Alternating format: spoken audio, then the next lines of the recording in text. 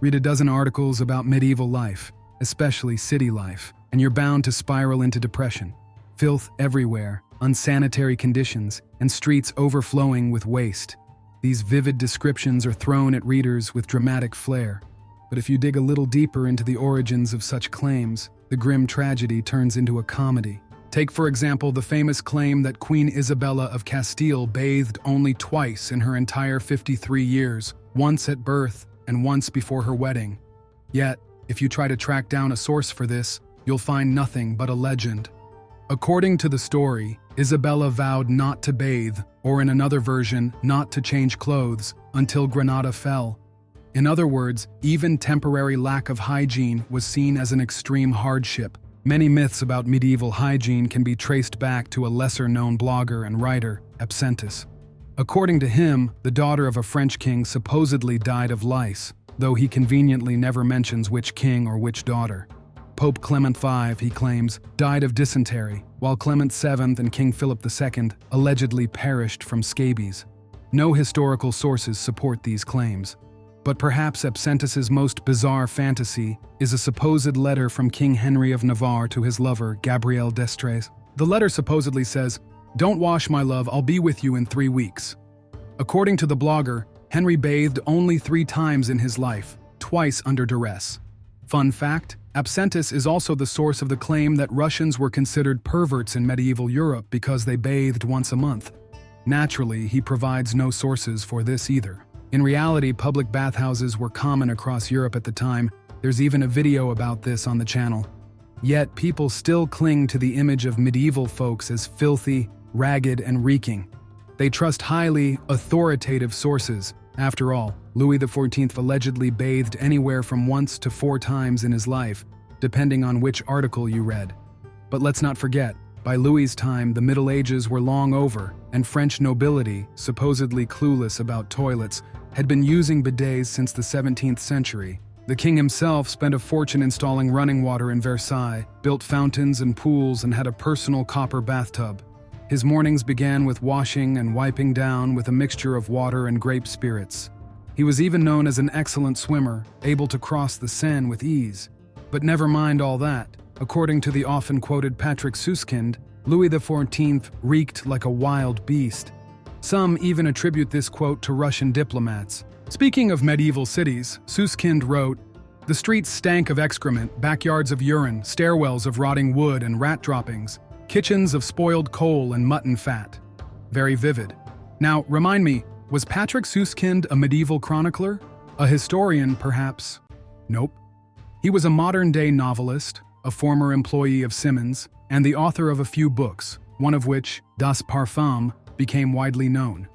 So really, you could just as easily try to understand the Middle Ages by reading Hard to Be a God by the Strugatsky brothers, another wildly popular myth.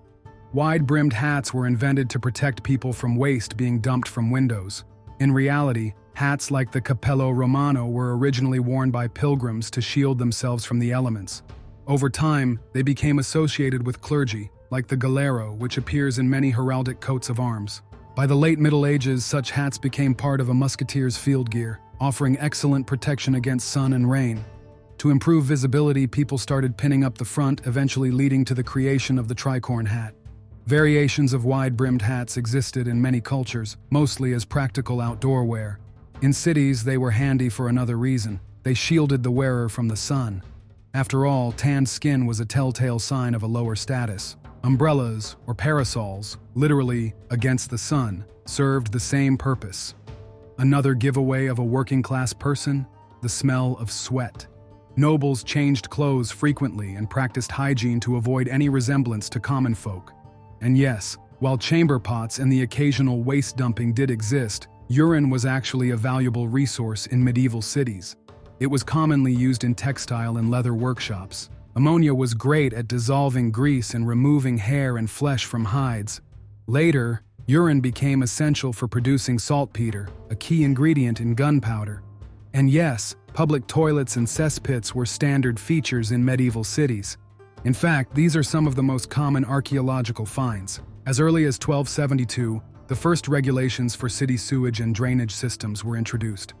One 12th century law from Strasbourg stated, No one shall throw manure or waste outside their home unless they plan to remove it immediately. In London, by the early 14th century, anyone caught dumping trash or waste from a window faced a fine of 40 pence. That was enough to buy over 100 liters of good ale, a pig, or 3 sheep. A carpenter or roofer would have had to give up 2 weeks' wages to pay that fine, while a laborer would have needed a whole month's earnings. Imagine if littering fines today cost an entire month's salary. Medieval cities even had professionals known as night soil men, whose job was to cart away waste at night using barrels and wagons. They say the job paid well. In fact, in the Russian Empire, waste collectors were once called gold men, supposedly because they charged a pretty hefty fee for their services. But it's important to remember that a medieval city wasn't just a place to live. For most of the era, nearly the entire population of Europe lived in small villages. Even by the early 16th century, city dwellers in Western Europe made up only about 16% of the total population. Cities were centers of trade and craftsmanship, so naturally, they were home to merchants and artisans, wealthy and, crucially, free people by medieval standards. In many cases, simply entering a city as a non-resident required paying a toll. And by today's standards, medieval cities were tiny. Up to 60% of Europe's urban population lived in towns with fewer than 1,000 residents. In places like that, people generally recognized each other at least by sight. Getting from any point in town to the city limits usually took just 5 to 10 minutes on foot. During the High Middle Ages, you could count the European cities with over 50,000 people on your fingers, and still have some left over. Naturally, these cities had their own governing bodies, and their citizens were organized into guilds.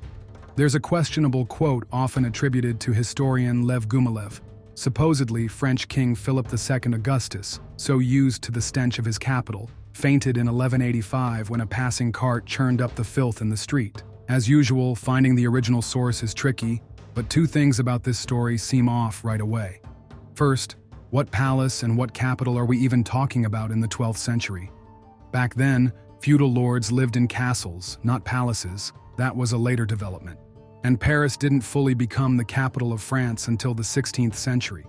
When people try to paint the Middle Ages as a filthy nightmare, they often cite 20th century historian Fernand Braudel, who claimed chamber pots were still being emptied out of windows as they always had been, and the streets were open sewers.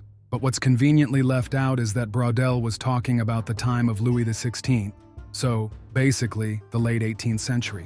That's nearly the French Revolution, when feudalism had long since collapsed and cities were packed with displaced peasants. Urban populations were skyrocketing, slums were forming, and all the joys of early capitalism were in full swing. By the way, just 1 sentence earlier, Braudel also mentions that as early as the 18th century, people were using flushing toilets with water seals. The first of those, in fact, was invented way back in 1596 for Queen Elizabeth I of England. He also notes that waste was often disposed of through special drainage channels leading to rivers. The first 300 meters of Paris's underground sewer system were built as early as 1370. Throughout the 14th and 15th centuries, European cities developed sewage systems that, with some upgrades and repairs, are still in use today. Of course, medieval hygiene standards were nowhere near modern ones. Garbage pits and open sewers definitely stank. Dirt floors in homes covered with straw or reeds could accumulate all sorts of waste. But the image many people have of medieval cities, often based on dubious sources or just repeating myths, is probably far from reality. No one in any era has ever enjoyed living, pardon the expression, up to their ears in filth. And medieval city dwellers, unlike the urban poor of later centuries, were relatively wealthy. Monarchs, along with other feudal lords, eventually grew financially dependent on these city folks and, by the later Middle Ages, were moving from castles into cities themselves. Even with high population density, medieval cities often had fewer residents than the average modern village, and plenty of villages today still lack proper sewage systems, relying on outdoor toilets or even direct waste disposal into rivers. So while medieval cities certainly had their share of sanitation issues, I wouldn't go so far as to call them unimaginably filthy.